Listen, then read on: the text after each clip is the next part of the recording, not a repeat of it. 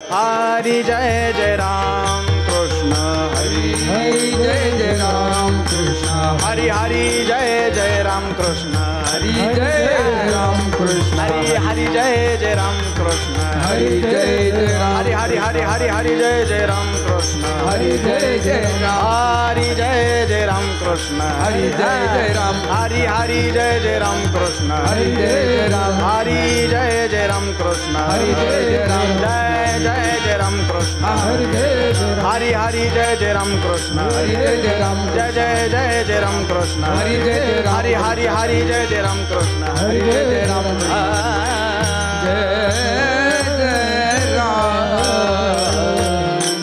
रूप पाहता लोचनी लोचनी रूप पाहता लोचनी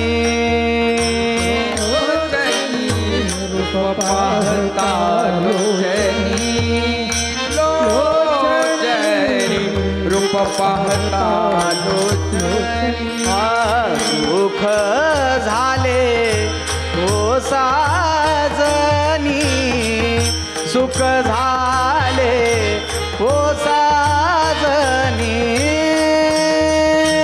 सुख झाले हो साजनी सुख झाले हो साजनी साजनी तो हा विठ्ठल बरवा बरवा तो हा विठ्ठल बरवा सुख झाले हो साजनी सुख झाले हो साजनी साजनी तो हा विठ्ठल परवा परवा तो हा विठ्ठल परवा तो हा माधव बरवा बरवा तो हा माधव माधव बरवा बरवा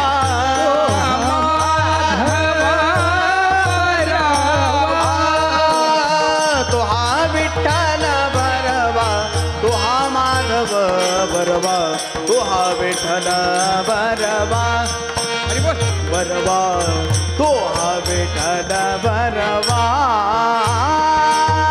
तो हा विठ्ठल बरवा तो हा माधव बरवा तो हा विठ्ठल बरवा बरवा तो हा विठ्ठल बरवा संत समागम एखादिये परी संत समागम एखादिये परी संत समागम एखादिये परी समागम एखादिये परी भावे त्यांचे द्वारे श्वान याते द्वारे श्वान याते द्वारे श्वान याते तेथे राम नाम होईल श्रवण राम नाम होईल तेथे राम नाम होईल श्रवण राम नाम होईल घडेल भोजन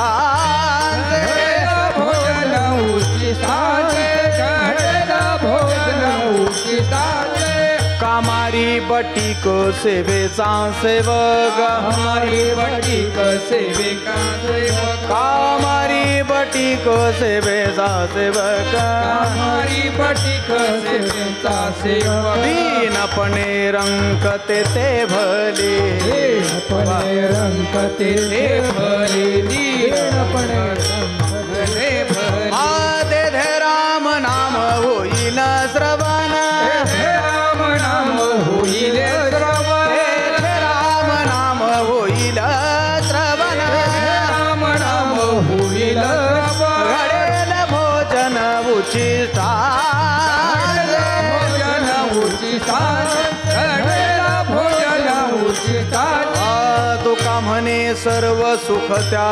संगती, तुका म्हणे सर्व सुख त्या संगती, तुका म्हणे सर्व सुख त्या संगती, म्हणे सुख सर्व त्या संगती, घडेल पंगती संतांची, पंगती संतांची, घडेल पंगती संतांची. तेथे राम नाम होईल श्रवण, राम नाम होईल श्रवण, राम नाम होईल श्रवण, राम नाम होईल श्रवण, घडेल भोजन उद्दिष्टांचे, घडेल भोजन उद्दिष्टांचे, घडेल भोजन उद्दिष्टांचे. टाळी वाजवा. विठ्ठल विठ्ठल, सर्वांनी टाळी वाजवा, भजन करा, बोला विठ्ठल विठ्ठल विठ्ठल विठ्ठल विठ्ठल विठ्ठल विठ्ठल विठ्ठल. टाळी वाजवा, बोला विठ्ठल विठ्ठल विठ्ठल विठ्ठल विठ्ठल.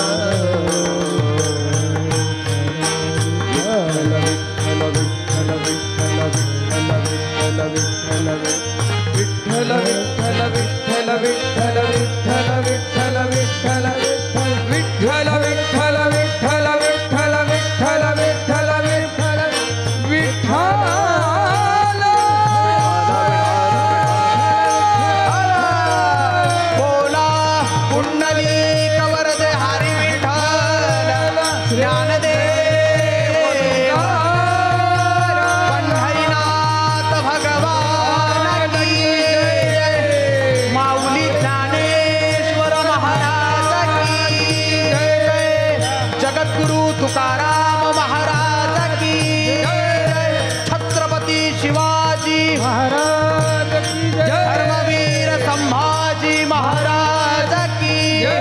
हर हर विठ्ठल विठ्ठल विठ्ठल विठ्ठल विठ्ठल विठ्ठल. संत समागम एखादी परी भावे त्यांचे द्वारे श्वानयाते, ते राम नाम होईल श्रवण, घडेल भोजन उच्चिष्टांचे. प्रस्तुत प्राप्तस्थळी प्राप्त प्रसंगी आजच्या कीर्तनरूपी सेवेसाठी घेतलेला अभंग श्रीमंत श्रेष्ठ तुकाराम महाराज यांचा हा 4 चरणाचा अभंग असून या अभंगाच्या माध्यमातून श्री जगद्गुरु तुकोबाराय आपल्याला संत संगतीचं महत्व पटवून देतात. विठाला विठाला विठाला विठाला विठाला विठाला विठाला विठाला विठाला विठाला विठाला. श्री जगद्गुरु तुकाराम महाराज या अभंगाच्या माध्यमातून आपल्याला संतांची संगत काय आहे ती पटवून देतात. संगत मानवाच्या जीवनामध्ये खूप महत्वाची.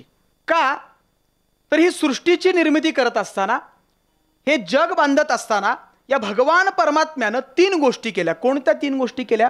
उत्पत्ती, स्थिती आणि लय. तुम्हा आम्हाला उत्पन्न केलं त्या देवानं, तुम्हा आम्हाला स्थिर केलं. कसं? आडनाव दिलं, तुम्हाला नाव दिलं, तुम्हाला गाव दिलं, तुम्हाला भावकी दिली, मामा दिला, मामी दिली, सगळे नातेवाईक देऊन तुम्हाला स्थिर केलं त्या देवानं. आणि शेवट या मृत्यूलोकातून घेऊन जायची जबाबदारी सुद्धा महाराज त्या देवाचीच आहे. मग तुम्ही म्हणाल महाराज आत्तापासूनच आम्ही त्या शेवटच्या लयाची म्हणजे शेवटच्या दिवसाचं टेन्शन घेऊन बसू का? अजिबात नाही. तर त्या भगवान परमात्म्यानं तुम्हा मला उत्पन्न केलं आहे. कशासाठी? तर संतांच्या संगतीत जाऊन देव काय आहे, देवाची अनुभूती तुमच्या मनामध्ये, तुमच्या हृदयामध्ये यावी, यासाठी तुम्हाला जन्माला घातले. देव पहावया गेलो आणि देवची होऊनी ठेलो, अशी अनुभूती आपल्या जीवनामध्ये स्वतःला आली पाहिजे. काय झालं, एक छोटंसं खेडं होतं आणि त्या खेड्यामध्ये विविध जाती धर्माची लोक गुण्या गोविंदानं राहत होती. एकदा काय झालं, त्या गावामध्ये शेजारच्या गावातून एक व्यक्ती त्या गावामध्ये आला आणि चौकात आल्यानंतर 2 म्हातारी माणसं चौकामध्ये पारावरती बसली होती. तुम्हाला माहिती आता. आणि पारावरती बसलेली होती. तो शेजारच्या गावातून व्यक्ती आला होता. धोतर परिधान केलं होतं, सदरा घातला होता, डोक्यावरती टोपी घातली होती, कपाळावरती गंध लावला होता. तो कोण असावा? वारकरी असेल हो. हे वारकरी असण्याचे निशाण आहे. धोतर घातल्यानंतर, टोपी घातल्यानंतर, कपाळावरती अबीर बुक्का लावल्याच्या नंतर तो कोण आहे?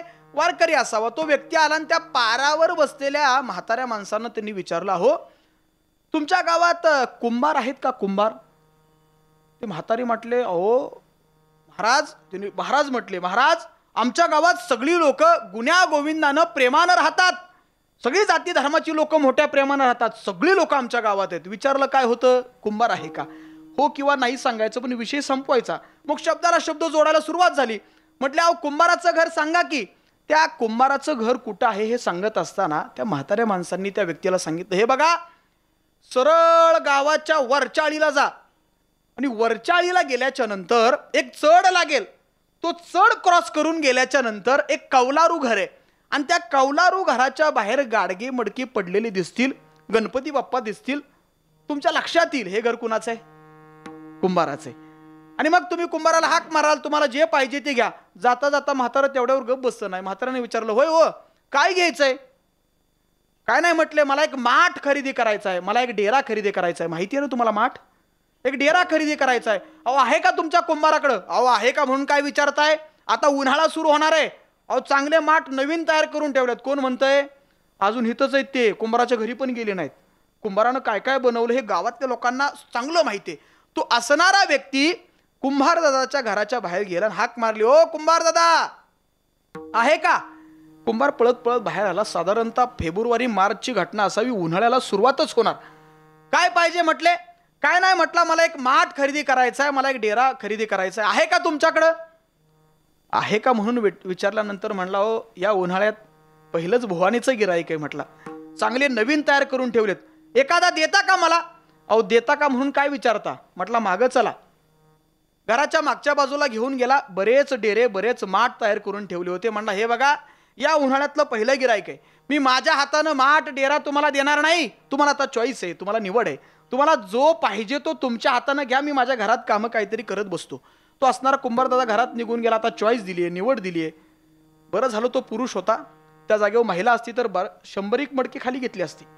त्यानं सरासरी 5-10 मडकी खालीवर करून बघितली. त्यातला एक डेरा, त्यातला एक माठ त्यांनी बाजूला काढला आणि तो माठ घेऊन तो व्यक्ती त्या कुंभाराच्या जवळ गेला. म्हटला, कुंभार दादा हा माठ मला खूप आवडलाय, हा माठ मला द्या. किती पैसे द्यायचे? असं विचारल्याच्या नंतर कुंभार दादा म्हटला, बाबा तो माठ चांगला आहे का, कसा आहे मला बघू द्या, नाही तर तुम्ही आज घेऊन जाणार उद्या परत माघारी घेऊन येणार, असं नको. तो माठ नीट निहाळत असताना, माठ बघत असताना माठ उलटा केल्यानंतर कुंभाराच्या लक्षात आलं की माठ खालच्या बाजूनं चिरटला होता, चांगला चिरटला होता. कुंभार म्हटला, काय माणूस आहे, एरवी आम्ही चिरटलेला काळं करून कसं तरी विकत असतो, ह्याला चांगली निवड दिली, ह्याला चॉईस दिली, बाबानं चिरटलेला बाहेर काढलाय. अहो म्हणला, दादा हा माठ चिरटलाय, चांगला घेऊन जा की. नाही म्हटला, मला सगळ्यात जास्त हाच आवडलाय, द्यायचा असेल तर हाच द्या. अहो म्हणला, असं करू नका, गावातले लोक काय म्हणतील. शेजारच्या गावातनं एक व्यक्ती आला आणि कुंभारानं त्याला फसवलं. म्हटलं असं करू नका हो, एवढे चांगले माठ तयार करून ठेवलेत, ह्यातला चांगला एखादा माठ घेऊन जा. नाही म्हटला, तुम्हाला द्यायचा असेल तर हाच द्या, नाहीतर चाललो दुसऱ्या गावाला. तो कुंभार दादा त्याला म्हणतोय, हे बघा माठ घेऊन जा, पण गावात कोणाला सांगू नका मी दिलाय म्हणून. तुम्हाला घेऊन जायचं तर जरूर घेऊन जा. त्या व्यक्तीनं तो माठ घेतला, आपल्या पिशवीमध्ये भरला आणि माठ घेऊन आपल्या घरी गेला. संगत सांगतोय मी तुम्हाला, ऐका.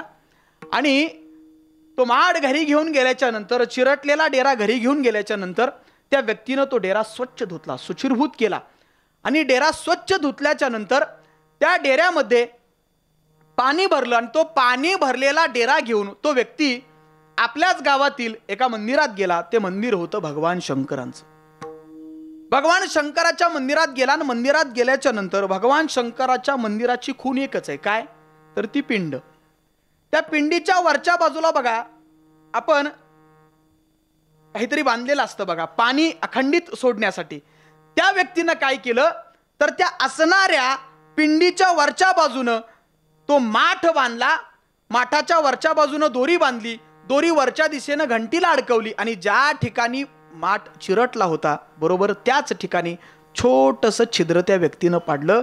माठ निर्जीव आहे, त्याला ऐकता येत नाही, त्याला बोलता येत नाही, त्याला हसता येत नाही. फक्त निर्जीव माठ एका चांगल्या व्यक्तीच्या, संत विचारांच्या व्यक्तीच्या संगतीत गेला. म्हणून भगवान शंकरांची सेवा करण्याची सुवर्ण संधी महाराज त्या व्यक्तीला मिळाली. त्यामुळं आपण आपल्या जीवनामध्ये, मी मगाशीच बोलून गेलो, कोणाचं जरी नाही ऐकलं तरी चालेल पण संतांचं मात्र ऐकलं पाहिजे. संत कसे आहेत? उदार तुम्ही संत, उदार तुम्ही संत, उदार तुम्ही संत, उदार तुम्ही संत. माय बाप कृपावंत, माय बाप कृपावंत, उदार तुम्ही संत, उदार तुम्ही संत.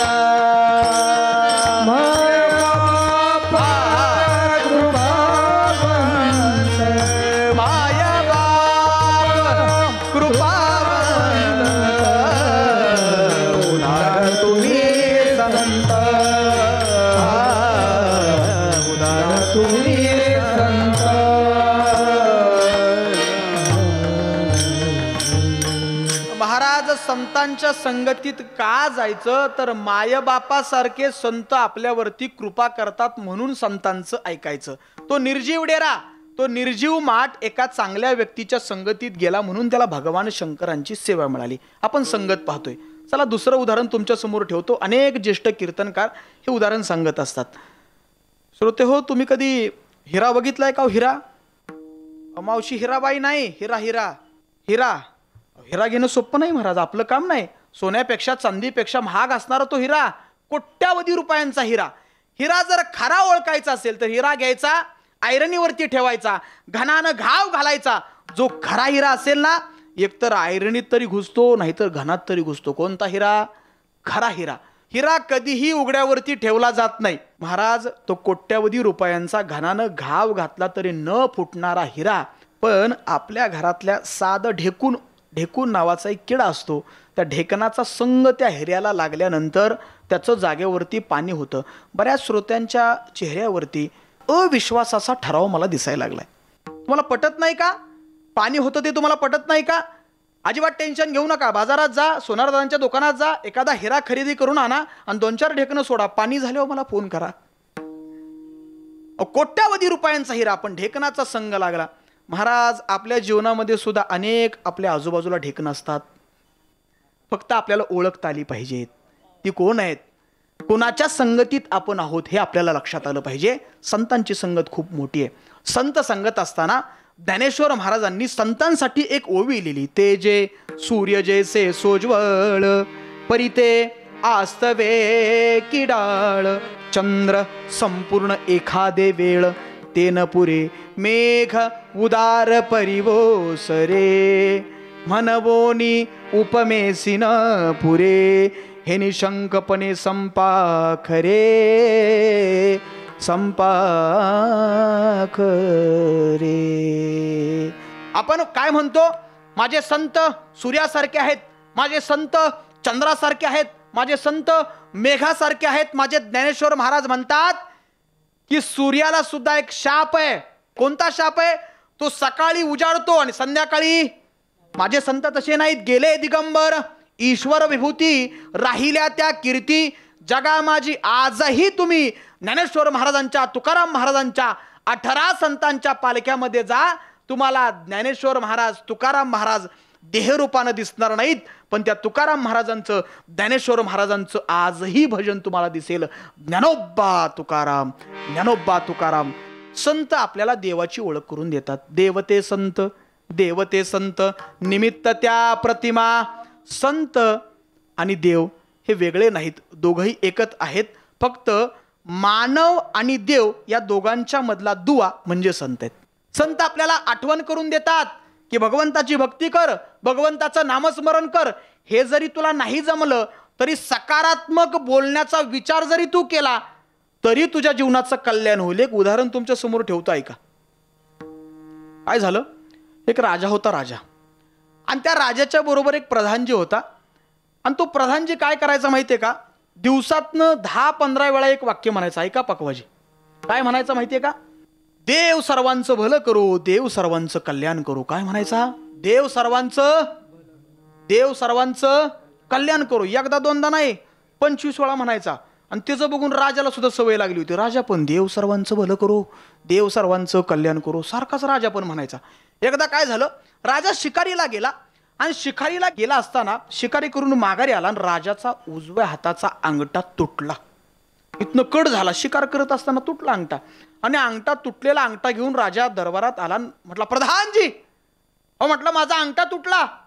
प्रधानजी काय म्हटला, देव सर्वांचं भलं करो, देव सर्वांचं कल्याण करो. राजाला राग, हे बोट ठसठस करत होतं का, म्हणला माझा पगार माझं खातोय, सगळं माझं, माझा अंगठा तुटलाय, हातातनं रक्त येतोय, हे काय म्हणतोय, देव सर्वांचं भलं करो. राजाला राग आला. राजानं सांगितलं, हे बघा, ह्या प्रधानजीचे हातपाय बांधा, तोंडाला पट्टी लावा, 4 दिवस ह्याला जेवायला देऊ नका.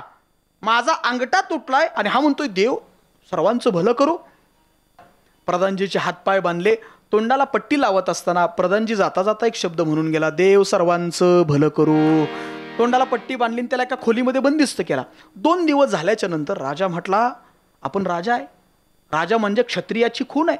आणि क्षत्रिय माणूस केव्हा ओळखला जातो, जेव्हा तो लढाई करतो तेव्हा तो क्षत्रिय. आणि क्षत्रिय माणसानं घरात बसणं म्हणजे अवघड आहे. राजानं ठरवलं की आपण उजव्या हाताचा अंगठा तुटलाय म्हणून काय झालं, डाव्या हातानं बाण मारण्याचा प्रयत्न करायचा. राजानं सगळ्या लोकांना सांगितलं, उद्या बाण तयार करा, भात्यामध्ये बाण भरून ठेवा, मी जंगलात शिकार करण्यासाठी जाणार आहे. राजा सकाळी उठल्यापासून डाव्या हातानं बाण मारण्याचा प्रयत्न करत होता. राजा जंगलामध्ये एकटाच गेला. सावज बघायचा, पक्षी बघायचा, डाव्या हातानं बाण मारण्याचा प्रयत्न करायचा. परंतु जन्मतः उजवा असल्यामुळं डाव्या हातानं काही त्याचा बाण बसेना. अहो बरेच भातातले बाण काढले, डाव्या हातानं बाण मारायचा, पण बाण काय बसेना, निराश झाला. भात्यातले सगळे बाण संपले. राजा निराश झाला. भात्यातले बाण संपल्यानंतर राजा त्या जंगलामध्ये इकडं तिकडं फिरायला लागला. आणि फिरत असताना काय योगायोग, त्याच जंगलामध्ये भिल्ल समाजाची देवीची मोठी यात्रा भरली होती. आणि त्या देवीच्या यात्रेमध्ये भिल्ल समाजाची एक प्रथा होती. काय प्रथा होती, दरवर्षी देवीच्या समोर एक मानव नर बळी द्यायचा. तो अनोळखी असावा, तो आपल्यातला नसावा, असं सगळं नियोजन.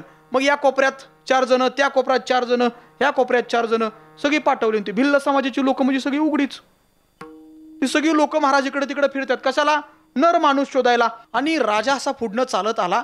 त्या भिल्ल समाजातल्या 2-3 लोकांनी त्या राजाला बघितलं, डायरेक्ट उचलल्याबरोबर त्यांनी काहीतरी इशारा, कालवा करून इशारा केला. सगळी लोक एकत्रित झाली. त्या राजाला उचलून आपल्या देवीच्या समोर नेण्यात आलं. राजाला घोड्यावर बसवण्यात आलं. राजा घोड्यावर बसल्याबरोबर जी वाजंत्री वाजवायला लागले, वा वा वा, असा कार्यक्रम, ढोल वाजतायत, ताशे वाजतायत, सनई चौघडे, मोठा कार्यक्रम, गुलालाची उधळण होतीये, भंडाराची उधळण होतीये. राजाला वाटलं की ह्यांना माहिती असावं मी या भागातला राजा आहे. पण राजाला काय माहिती, पुढे गेल्यावर आपला कार्यक्रम होणार आहे. ती सगळे वाजंत्री वगैरे वाजतायत. आणि सगळं झाल्यानंतर 2 तासानंतर राजाला घोड्यावरून खाली घेण्यात आलं. आणि खाली घेतल्याच्या नंतर एक व्यक्ती राजाच्या जवळ गेला, म्हणला, हे बघा बाबा, ही आमची देवी आहे, देवीचं दर्शन घ्या. आमची दरवर्षीची प्रथा आहे, आमची यात्रा असते आणि यात्रेमध्ये आम्ही नरबळी देत असतो. या वर्षीचे भाग्यवान विजेते तुम्ही आहात. असं म्हटल्यानंतर राजाचे हातपाय थरथर थरथर कापायला लागले. जा म्हटले, देवीचं दर्शन घ्या पडदेशी. सगळ्या लोकांना आनंदात आता उत्सव हो, देवीचा कार्यक्रम म्हटल्यानंतर उत्सव, आनंदानं सगळी लोक माणूस घावलाय. आणि राजा देवीच्या दर्शनाला जात असताना राजानं उजवा हात असा पुढं केला आणि एका व्यक्तीचं लक्ष राजाच्या उजव्या हाताकडे गेलं. म्हटला बाबा मागे या मागे या मागे म्हटला. बघू तुमचा हात. हात बघितल्यानंतर लक्षात आलं राजाला उजव्या हाताचा अंगठाच नाही. लगा म्हणला आधी तरी सांगायचं. घोडण बँडन डिजेन पैसे सगळं वाया गेलं. आधी सांगितलं असतं तर कशाला केलं असतं म्हटलं. म्हणला मला काय माहित तुमचा कार्यक्रम असाय. ती म्हणला पळ घरी. कळत नाही का तुला आमच्या देवीला अर्ध बळी चालत. पळ म्हटला घरी. तर बघताय काय राजा 20च्या स्पीडनंच पळत घरी गेला. घरी गेला आणि पहिला जेवाय बसला. म्हटलं शेवटचं जेवण झालं असतं. जेवायला बसला त्याच्या लक्षात आलं ती प्रधानजी हातपाय बांधून ठेवलं होतं. सोडा सोडा म्हटला माझ्या मित्राला सोडा माझ्या सख्याला सोडा. ती प्रधानजी बाहेर बोलावला. प्रधानजी बाहेर आला. तोंडाची पट्टी काढल्या प्रधानजीच्या मुखातनं पहिलं वाक्य देव सर्वांचं भलं करो देव सर्वांचं कल्याण करो. राजा म्हणला लागा आता तरी गप्प बस की. तुला 4 दिवस बंद करून ठेवला तरी सुद्धा तुझ्या मुखातनं ते नाव जाईना. आता तरी बंद करते बोलणं. ही सगळी हकीकत राजानं त्याला सांगितली की असं असं झालं. जंगलामध्ये गेलो आणि असं असं सगळं पकडलं. आजचा दिवस माझा शेवटचा झाला असता. प्रधानजी म्हणला देव सर्वांचं भलं करू. म्हटलं गप्पच की बाबा का सारखं बोलतोय. अहो म्हणला राजाजी हे खरंच आहे. मला सांगा म्हटला तुम्ही जर हातपाय बांधून मला या खोलीमध्ये बंदिस्त केलं नसतं तर आजच्या शिकारीला मी तुमच्या सोबत आलो असतो. तुमचा अंगठा तुटला म्हणून तुम्ही वाचला असता आणि त्या देवीचा या वर्षीचा भाग्यवान विजेता मी झालो असतो. देव सर्वांचं भलं करो देव सर्वांचं कल्याण करो. श्रोते हो हे संत आपल्याला शिकवतात. संत काय शिकवतात तर देवाचं नाव अखंडितपणे घेतलं पाहिजे. संत कोणत्या देवाचं नाव घ्यायला लावतात. घेता नाम विठोबाचे घेता नाम विठोबाचे पर्वत जळती पापाचे पर्वत जळती पापाचे पर्वत जळती पापाचे घेताना विठोबाचे घेताना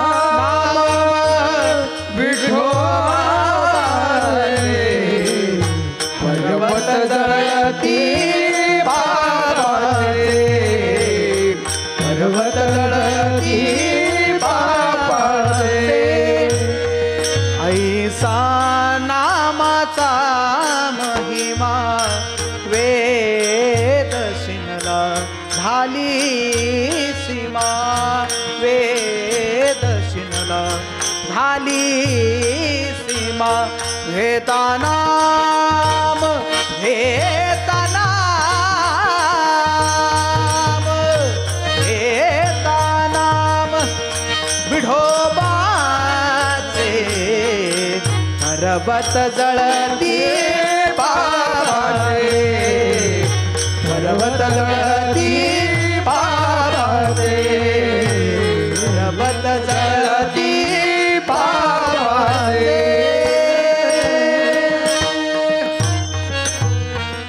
संतांच्या जवळ कसं जायचं संतांच्या जवळ जाण्यासाठी काय केलं पाहिजे हे तुकाराम महाराज सांगत असताना तुकाराम महाराजांनी श्वान हा शब्द वापरलाय. श्वान श्वान म्हणजे काय श्रोते हो.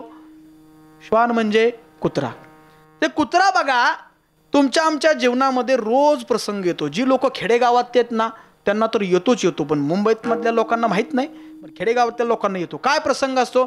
संध्याकाळी 3 सांज झाल्याच्या नंतर आपण जेवायला बसतो बघा.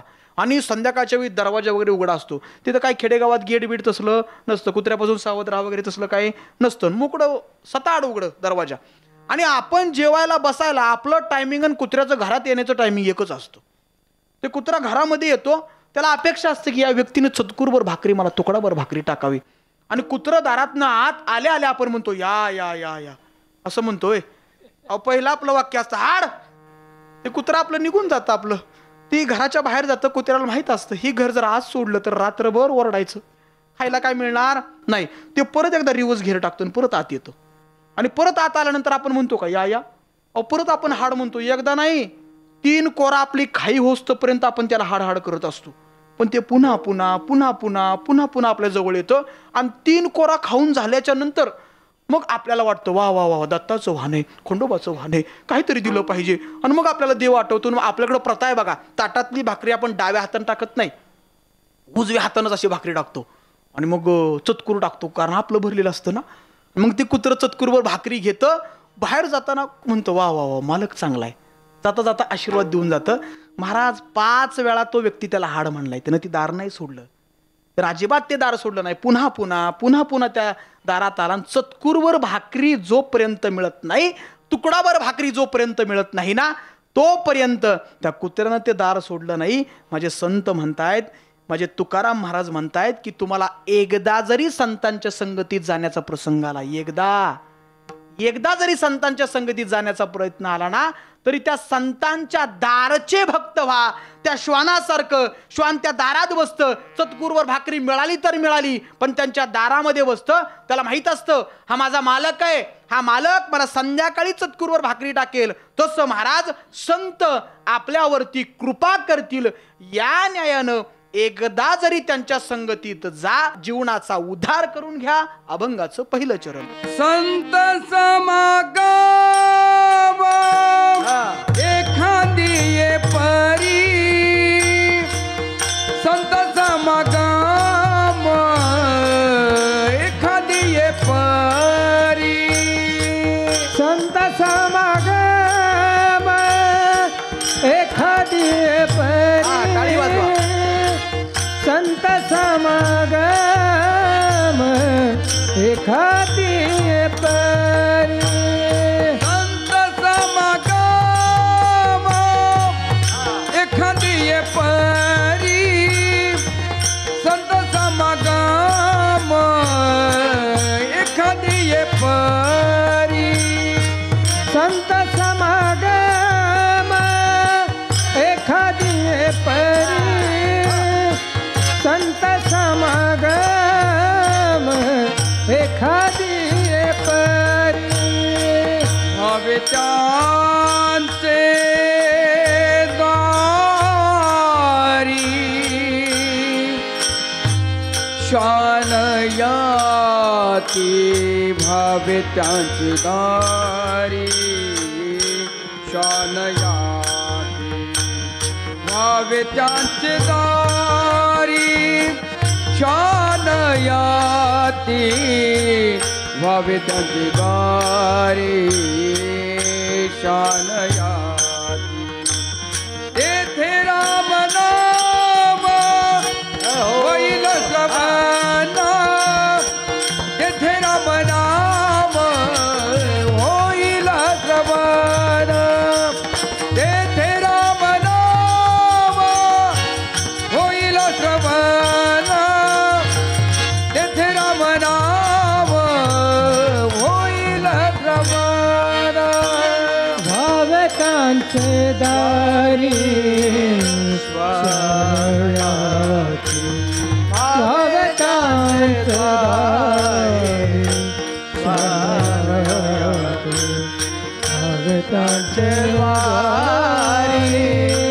स्वायाची, भावकांचे दारी स्वायाची, तेथे राम नाम होईल श्रवण, तेथे राम नाम होईल श्रवण, तेथे राम नाम होईल श्रवण, तेथे राम नाम होईल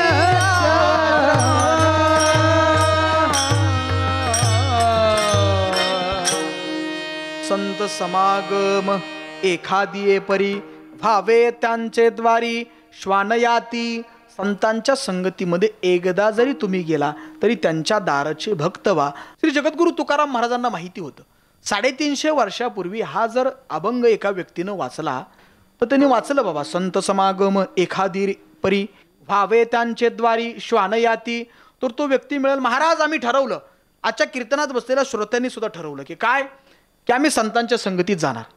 आता आम्ही संतांच्या संगतीत जाणार, आम्ही वारीला जाणार, नामस्मरण करणार, भजन करणार, टाळी वाजवणार, अभंग म्हणणार. ठरवले आम्ही आता संतांच्या संगतीत गेल्यानंतर.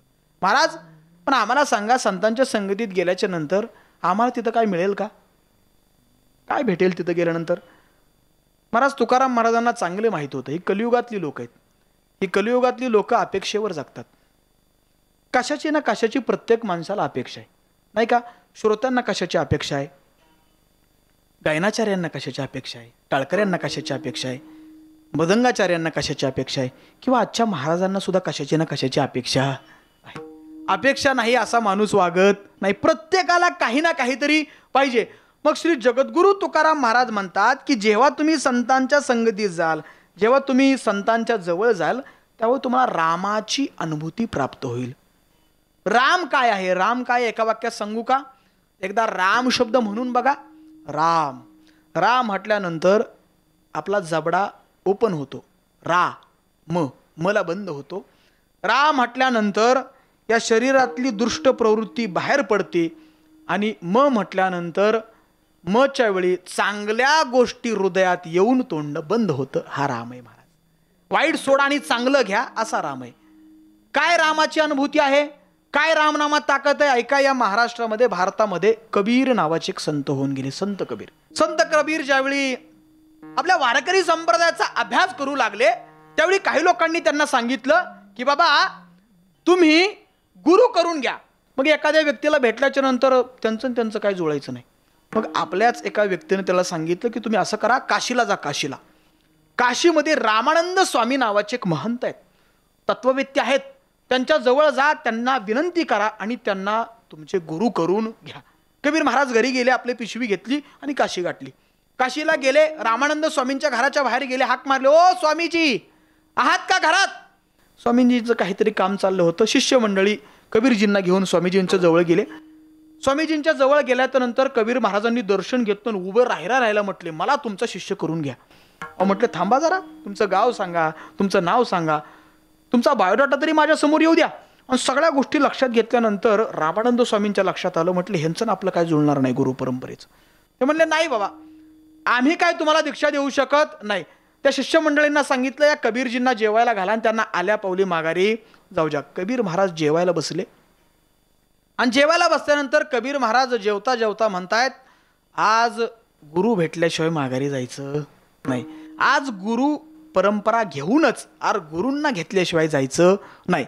आणि बसल्यानंतर कबीर महाराजांच्या मनात एक वाक्य ऐकलं की जर गुरु ऐकत नसेल तर आता उंगली टेढ़ी करनी पडेगी. आता सरळ करून चालणार नाही, आता उलट काहीतरी केलं पाहिजे. मग काय करायचं? म्हटले यांचा दिनक्रम लक्षात घ्यायचा. स्वामीजी उठतात कधी, झोपतात कधी, नामस्मरण कधी करतात, जेवण कधी करतात, आणि त्यांना एकांतात जाऊन भेटायचं, एकांतात जाऊन त्यांना विनंती करायची की बाबा मला तुमचा शिष्य करून घ्या. मग त्यांच्या लक्षात आलं की रामानंद स्वामींना जर एकांतात भेटायचं असेल तर एकमेव सुवर्ण काळ आहे तो म्हणजे पहाटे ब्रह्ममुहूर्तावरती ते गंगेला स्नानाला जातात, तिथं जायचं, त्यांना गाठायचं आणि त्यांना गुरु करून घ्यायचं. बरोबर पहाटे 3 वाजता कबीर महाराज काशीच्या गंगेच्या नदीच्या काठावरती जाऊन बसलेत. रामानंद स्वामी असे चालत चालत चालत चालत चालत आले, नामस्मरण करत करत. आता त्या काळी काय मोठमोठ्या लाईट होत्या का? कंदील घेऊन ते हातामध्ये आले होते. कंदील एका कोपऱ्यामध्ये ठेवला, आपले कपडे काढले आणि आत ते स्नान करण्यासाठी गेले. स्नान करायला जात असताना कबीर महाराज म्हटले आता यांना भेटायचं कसं, काय युक्ती करायची? काय कबीर महाराजांनी युक्ती केली बघा. राम सांगतोय, राम. कबीर महाराजांनी आपला सदरा काढला आणि सदरा काढून त्या घाटाघाटांच्या पायऱ्यावरती, नदीवरती बघा घाटाघाटांच्या पायऱ्या असतात, एका पायरीवरती कबीर महाराज पालथे झोपले, म्हणजे पोट खाली आणि पाठ वरती पालथे झोपले. रामानंद स्वामी स्नान करून घाटाच्या पायऱ्या चढत चढत चढत वरती येत असताना ज्या पायरीवरती कबीर महाराज झोपलेत त्या पाठीवरती रामानंद स्वामींचा उजवा पाय पडला. सकाळी सकाळी वेगळं काहीतरी जाणवल्यामुळे रामानंद स्वामी दचकून मागं सरकले आणि त्यांच्या मुखातनं एक वाक्य गेलं, हे राम.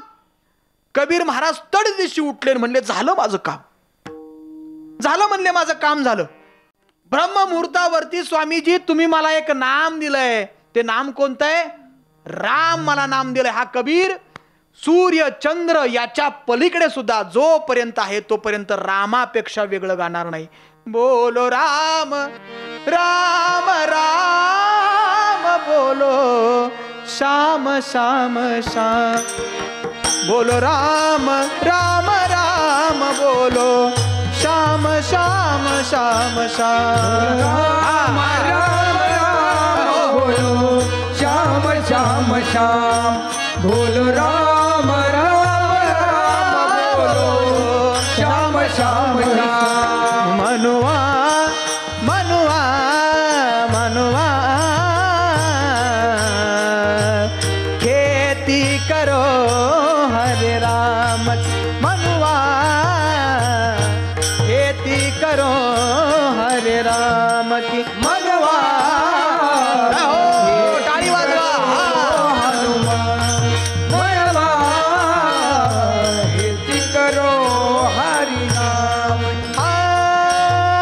कहत कबीरा सुनो भाई साधो कहत कबीरा सुनो भाई साधो कहत कबीरा सुन बैसा कहत कबीरा सुन बैसा दो भक्ति करो हरि राम की खेती करो हरि राम के भक्ति करो हरि राम की खेती करो हरि राम की बोलो राम राम राम बोलो श्याम श्याम श्याम बोलो राम राम राम बोलो श्याम श्याम श्याम बोलो राम राम राम बोलो श्याम श्याम श्याम बोलो राम राम राम बोलो श्याम श्याम श्याम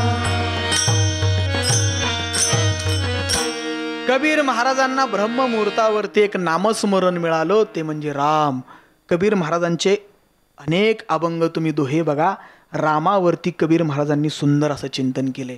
त्यांना राम भेटला आणि त्यांच्या जीवनाचा उद्धार झाला.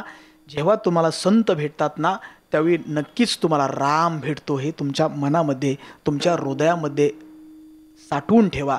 आणि राम भेटल्यानंतर तुमच्या मनामध्ये तुमच्या हृदयामध्ये षडरूपू राहत नाहीत. राम भेटल्यानंतर तुम्ही देव होता. राम म्हटल्यानंतर तुम्हाला प्रत्येक व्यक्ती देव दिसतो. जे जे भेटे भूत ते ते मानिजे भगवंत हा भक्तियोग निश्चित जान माझा विठाला विठाला विठाला विठाला विठाला विठाला विठाला विठाला विठाला विठाला विठाला विठाला विठाला विठाला विठाला